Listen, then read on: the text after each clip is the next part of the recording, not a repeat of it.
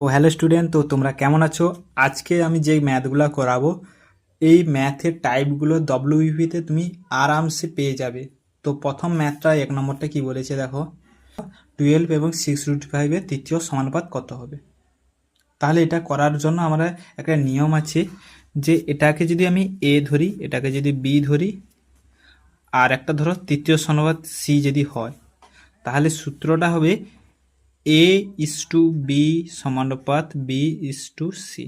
অর্থাৎ উত্তর বার করার জন্য সি সমান আমরা লিখতে পারি B² অর্থাৎ B² মানে কি 6√5 ইন্টু 6√5 বাই এ কথার অর্থ কত, এর মান হচ্ছে 12।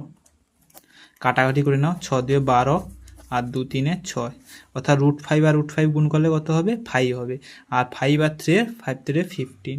তোমার আমার ফাইনাল অ্যান্সার কত হয়ে গেল, 15। যদি কোনো প্রবলেম থাকে অবশ্যই আমাকে কমেন্ট করে জানাবে, আমি তোমাদের প্রবলেম সলভ করার চেষ্টা করব।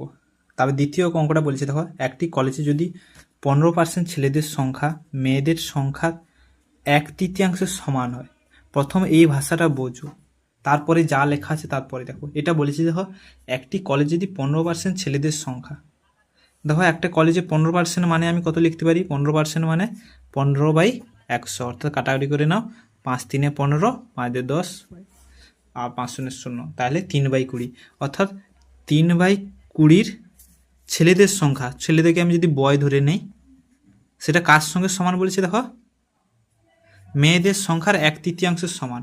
দেখো মেয়েদের সংখ্যার 1/3 সমান বলেছে, তাহলে আমি কি করবো, মেয়েদের সংখ্যা কি 1/3 সংখ্যা মেয়েদের সঙ্গে সমান, মেয়েদেরকে জি ধরে নিলাম, গার্লস। অর্থাৎ একে অনুপাত করো, দেখো একে এক ধারে নিয়ে যাও, দেখো এই 3টা আমি এধারে গুণ করে উপরে তুলে নিচ্ছি, তাহলে 3 3 9B সমান হবে, দেখো 20টা সেদিকে গেলে 20G। অর্থাৎ অনুপাতটা B/G কত হবে, দেখো এটার মানটা সবসময় এর ঘাড়ে থাকবে আর এর মানটা সবসময় এর ঘাড়ে থাকবে, তাহলে B/G হবে সমান দেখো 20:9। তাহলে আমার ফাইনাল অ্যান্সার হয়ে গেল অপশান ডি।